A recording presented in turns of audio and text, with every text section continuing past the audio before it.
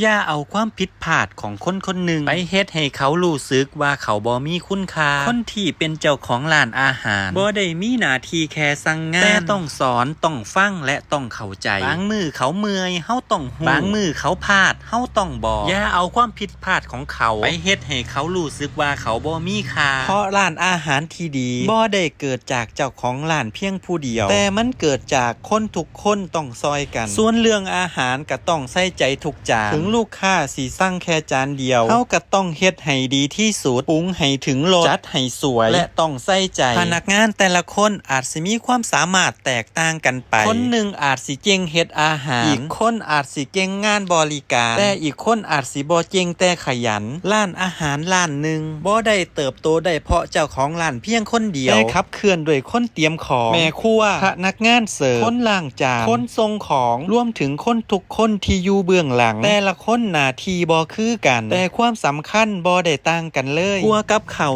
1จานอาหาร1โต๊ะสิออกไปฮอดมือลูกค้ามันบ่ได้เกิดจากคนคนเดียวแต่มันเกิดจากคนหลายคนที่อยู่คนละหน้าที่แต่มีหัวใจเดียวกันคืออยากให้ลูกค้ากินอิ่มกินแซ่บและเมียบ้านไปพร้อมความสุขและรอยยิ้ม